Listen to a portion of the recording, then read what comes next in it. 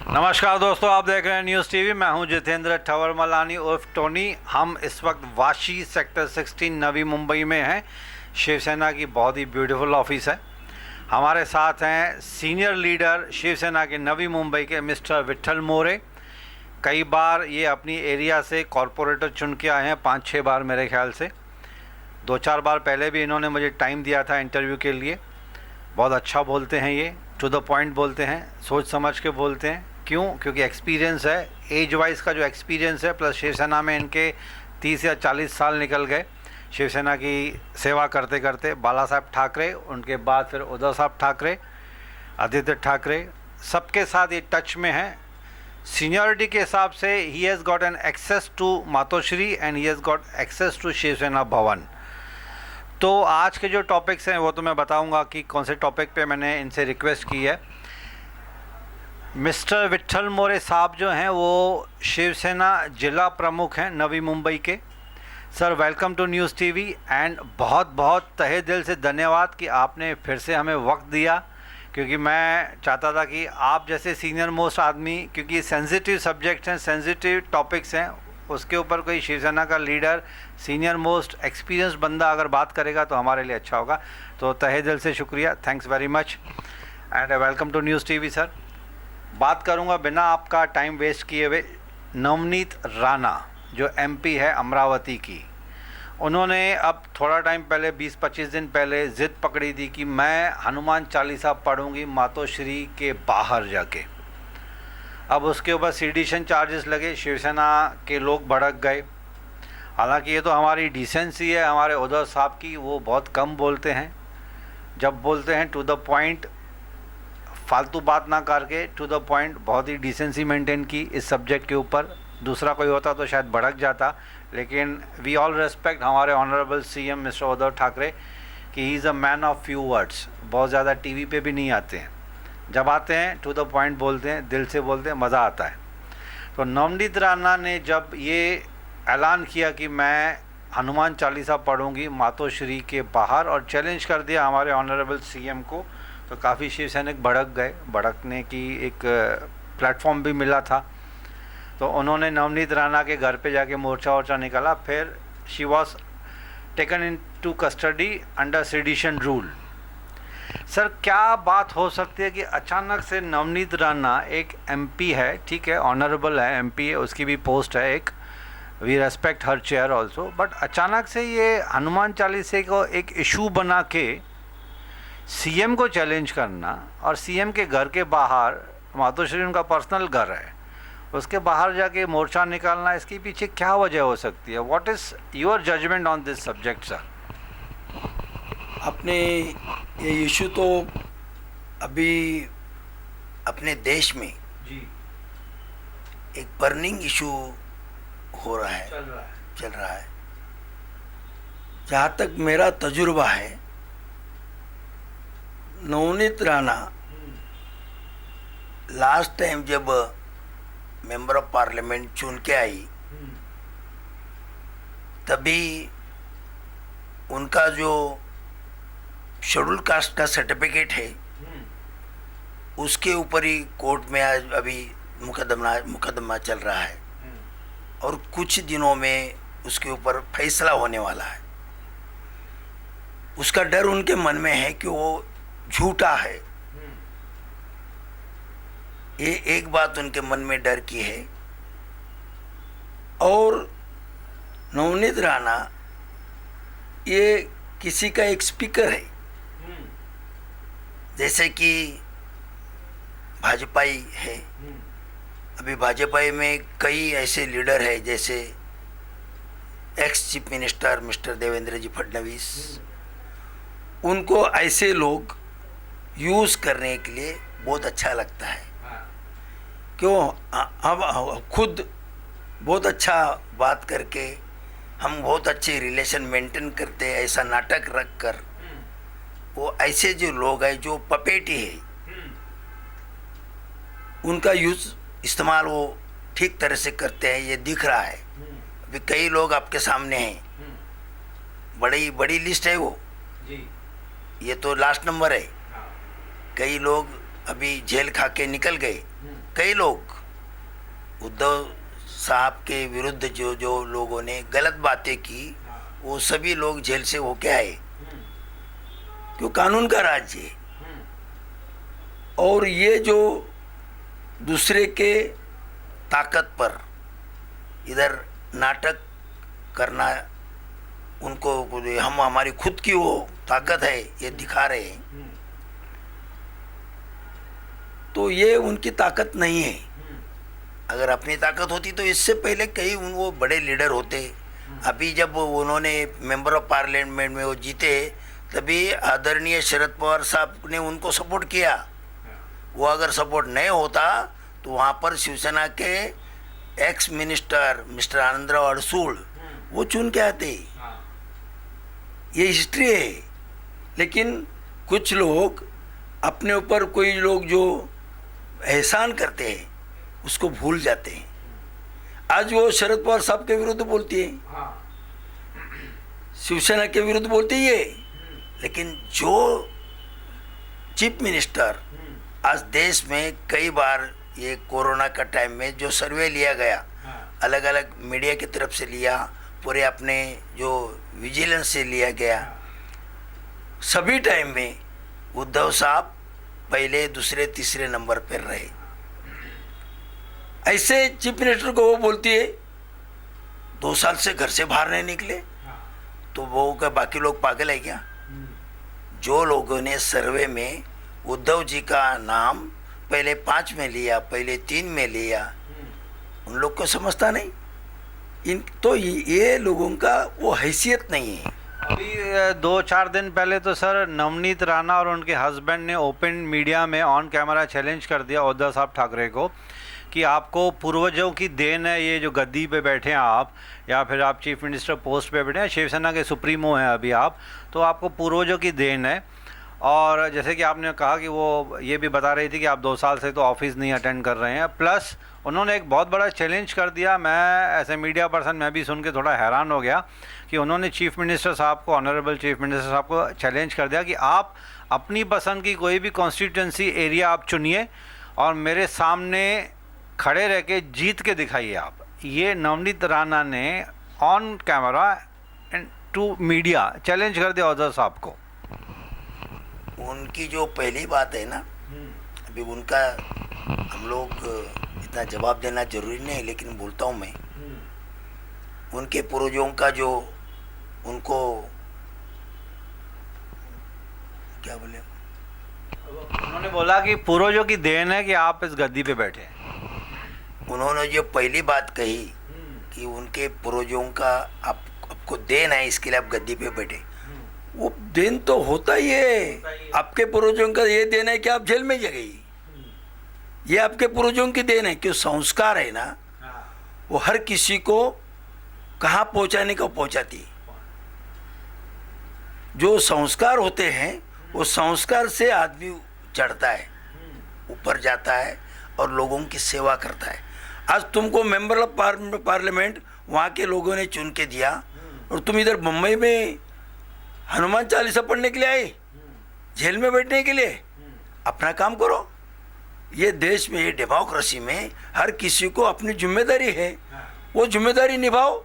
और ऐसे लोगों को ये बीजेपी के चीफ मिनिस्टर से लेके अपना अपोजिशन लीडर से लेके उधर प्राइम मिनिस्टर तक इंटरटेन कर रहे हैं। वो इंडिपेंडेंट एमपी है, उसको ये बोलना चाहिए भाई तुम्हारा काम करो, तुम हमारे साथ ये क्यों करे, तुम तुम्हारा काम करो। पुलिस को चैलेंज देती है, उद्धव जी को चैलेंज देती है कि तुम ये कॉन्स्टिट्यूंसी तुम चुनो, हम वहाँ पर करें। जरूरी क्या है, तुम्हारे साथ क्या करने का है? तुम तो ऐसे ही गलत काम कर रहे हैं। तुम्हारे पास खुद का सर्टिफिकेट, गलत सर्टिफिकेट लेके उधर इलेक्शन कॉन्टेस्ट किया, जो कॉन्स्टिट्यूंसी रिजर्वेशन में है, इसके लिए तुम तो पंजाबी है, इसके लिए तुमने वो हरिजन का सर्टिफिकेट लाया, एससी का सर्टिफिकेट लाया और चुनाव। क्यों? आनंदराव अडसूळ तो ओरिजिनल है, वो तो कोई गलत सर्टिफिकेट लेके गए नहीं। वो आनंदराव अडसूळ किधर के है? सतारा के है, वो इलेक्शन कॉन्टेस्ट किधर किया? अमरावती में। अमरावती में गए, वो क्या गलत सर्टिफिकेट लेके गए? लेकिन उनको हराने के लिए ये गलत सर्टिफिकेट ले आए, झूठ मूठ में हराया, शरद पवार साहब का सपोर्ट लिया, कांग्रेस का सपोर्ट लिया और आनंदराव अडसूर साहब को हराया, और आज वो यहाँ ये धंधे कर रही है। ये क्यों? ये धंधे करने के लिए आपको चुन के नहीं दिया लोगों ने। मेरा ऑब्जेक्शन ये है कि आपको लोगों ने चुन के दिया उस एरिया का जो विकास करने के लिए। तुम क्या भी सबके साथ सबका विकास क्या कर रही है? तुमको हनुमान चालीसा पढ़ना है, तुम कहीं में जाके पढ़ो। अभी उनका फायदा क्या होगा? ये चीफ मिनिस्टर के साथ पंगा लेके उनका फायदा क्या होगा? मैं कल अमरावती में गया, मुझे स्नान करना है, मैं नवनीत राणा के घर में गया, मेरा जान न पहचान में बोला मैं मुझे स्नान करने दो, मैं तो इधर का लीडर हूँ, मुझे आपके घर में स्नान करना है। ये कोई व्यवहारिक बात है? तो आपको हनुमान चालीसा पढ़ना है, अरे मंदिर में जाओ, कहीं गुरुद्वारा में जाओ, कहीं भी जाओ, वहाँ पर जाके पढ़ो हनुमान चालीसा। आपको अगर आपके पूर्वजों ने अच्छे संस्कार दिए हैं तो अच्छा बर्ताव करेगी। अच्छे बर्ताव में लोग आपको जरूर और अच्छा सपोर्ट करेगी। लेकिन आपको अच्छा बर्ताव करने के लिए अच्छे संस्कार नहीं हैं जो लोगों के सामने दिख रहे हैं। रही बात मुंबई महापालिका के इलेक्शन के टाइम हम यहाँ रहेंगे, अरे तुम्हारा काम क्या है? अरे तुम रहेंगे तो इधर क्या फर्क पड़ने वाला है? तुम्हारे इस तरह के बर्ताव से लोग बीजेपी को जो कुछ मिलना है ना वो भी फूली ऐसी रहेगी, क्रॉस। ये मुंबई के लोग हैं, मुंबई वाले लोग इस तरह का बर्ताव किसी का हजम नहीं करते, छोड़ेंगे नहीं। आप जिस तरह लोगों के साथ आज इधर पेश कर रही आ रही है ना, लोग बिल्कुल बर्दाश्त नहीं करेंगे। अभी सर 1-2 दिन पहले मेरे ख्याल से she has approach central government. उनका कहना था कि मुझे महाराष्ट्र सरकार के ऊपर विश्वास नहीं है, मुझे न्याय नहीं मिलेगा, जस्टिस मुझे नहीं मिलेगा, इसलिए मैंने सेंट्रल गवर्नमेंट को अप्रोच किया है। देखिए, अगर आपको महाराष्ट्र से कौन चुन के दिया? महाराष्ट्रियन लोगों ने चुन के दिया।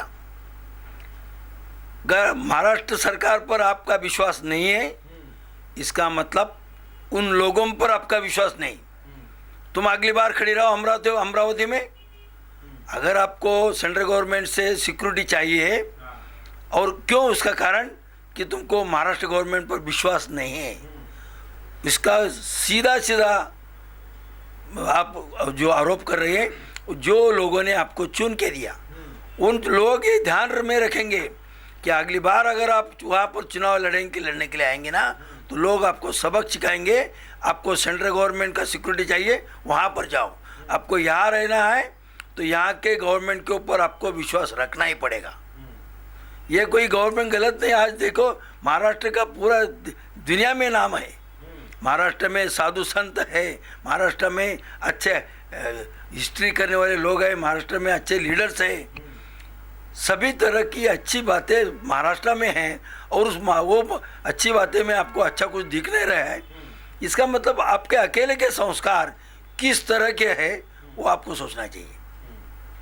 हम आपके बारे में बीइंग ए लेडी और being a lady representative of parliament, हम आपको बिल्कुल एक बात गलत नहीं बोल सकते हैं। लेकिन आपके संस्कार, आपको ये जो आप कर रहे हैं ना, उससे बराबर आपको सबक सिखाएंगे, आपके संस्कार ही सिखाएंगे। ये मेरा कहना है। तो सर, अभी आप जैसे आपने कहा कि she is playing games, remote control for example कोई और है, एक पपेट के जैसे वो कर रही हैं। फॉर एग्जांपल अगर ये आपने जैसे कहा कि बीजेपी करवा रही है, तो बीजेपी सरकार का इंटेंशन क्या है कि ये सब अगर चीज़ें करेंगे तो इसमें डेवलपमेंट तो कुछ होगी नहीं, लेकिन दरारें ही पड़ेंगी, और क्या? देखिए, ये बड़ा आपका क्वेश्चन है ना, इसका बड़ा डीप आंसर है। बीजेपी गवर्नमेंट को इस देश में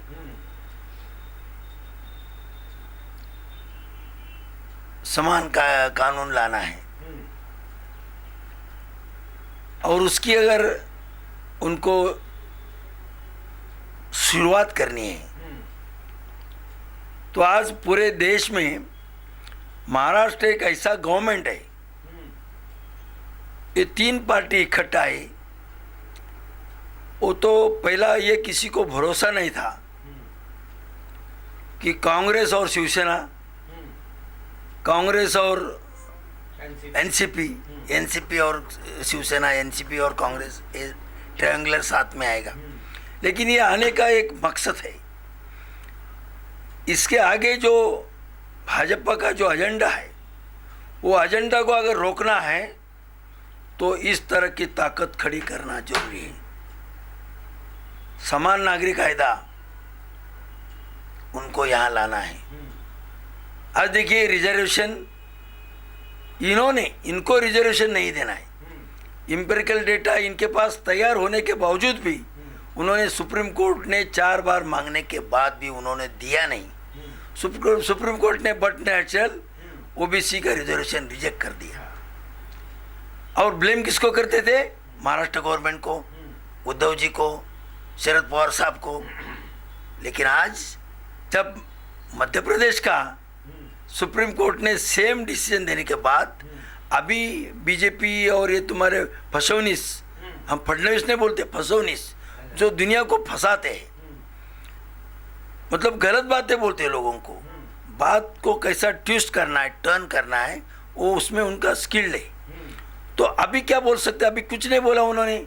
जो मध्य प्रदेश में जिस तरह यहाँ पर सुप्रीम कोर्ट का डिसीजन है ओबीसी के बारे में, रिजर्वेशन के बारे में, तब कुछ नहीं बोल सके वो।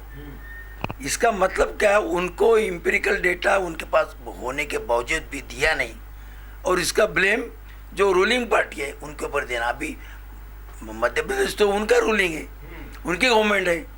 तो यही बात है, ये इधर प्रूव किया बात ने कि ये लोग गलत तरीके से अपनी बात को रखते हैं, और उसको, ये सही बात है, सच्ची बात है, हम बोलते हैं वो सही है और सामने के लोग गलत है, ये बोलने का इनका तरीका है। उसके पीछे उनकी ये बड़ी राय है।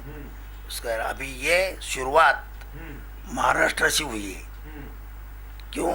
आज शरद पवार साहब जैसे एक बुजुर्ग नेता, जो अपने पूरे देश में इतना कोई किसी के पास एक्सपीरियंस नहीं है, ऐसे एक नेता महाराष्ट्र में उद्धव साहब के साथ मिलकर एक गवर्नमेंट चला रहे हैं। तो ऐसे वक्त में ये गवर्नमेंट अगर चली तो हमें हमारा मकसद पूरा करना मुश्किल होगा। ये बात श्री पंतप्रधान श्री मोदी जी और हमारे गृह मंत्री जी अमित शाह जी, वो दोनों को ये बात पक्की मालूम हुई है। इसके लिए उनके तरफ से हो रहा है। ये जो हो रहा है ना, वो नरेंद्र मोदी साहब और गृह मंत्री साहब, इनके तरफ से ये हो रहा है। तो ये बाकी ये सब जिसको हम लोग कठपुतली बोलते हैं ना, ये कठपुतली है। वो दोनों यहाँ से इन लोग को नचाते हैं और ये इन लोग नाच रहे हैं। और ये क्या होता है, ये तो अपक्ष एमपी है, हम ज़्यादा एक्ट करेंगे तो उनको और अच्छा देखने के लिए मिलेगा, ये सोचकर काम करते हैं। ये बड़ा गेम है ये। लेकिन महाराष्ट्र ये गेम को पूरा नहीं करने देंगे। उद्धव साहब, शरद पवार साहब और सोनिया जी भी, सोनिया गांधी जी का वो पूरा सपोर्ट इस गवर्नमेंट को है। ऐसे वक्त में इनको मालूम है कि जब अगर ये गवर्नमेंट को हम लोग ने नहीं गिराया तो हमारा एम पूरा नहीं हो सकता है। यही मकसद है। तो दोस्तों, ये थे हमारे mister Vitthal More, the highly seasoned experienced senior leader of Shiv Sena in Navi Mumbai. इन्होंने काफ़ी खुलासा किया इस बात को। तो चलिए, हम तो यही दुआ करेंगे कि नवनीत राणा भी एक रेस्पेक्टेबल एमपी हैं, जैसे इन्होंने भी मोरे साहब ने कहा। मोरे साहब की एक मुझे बात बहुत अच्छी लगती है कि ये कभी भी किसी को अननेसेसरली क्रिटिसाइज़ नहीं करते हैं, भले सामने दुश्मन हो या अपोजिशन वाला हो, लेकिन ये रेस्पेक्टफुली ही बात करते हैं उनके लिए। जैसे अभी भी इन्होंने नवनीत राणा को बहुत ज़्यादा क्रिटिसाइज़ नहीं किया, एक रेस्पेक्ट दिया उन्होंने। तो हम भी यही चाहेंगे कि चलो अच्छी मीठा कोई सॉल्यूशन निकल जाए, महाराष्ट्र में डेवलपमेंट हो, ये धर्म के नाम पे या फिर और कोई अननेसेसरी चीज़ों के नाम पे wastage of time, money and energy ना हो। तो इस बात पे मैं एक छोटी सी ब्रेक लूँगा। मोरे साहब से मिलेंगे एक छोटी सी ब्रेक के बाद एक नए सब्जेक्ट के लिए। तो thanks for talking to us. लेकिन एक छोटी सी ब्रेक के बाद मैं फिर इनसे मिलना चाहूँगा।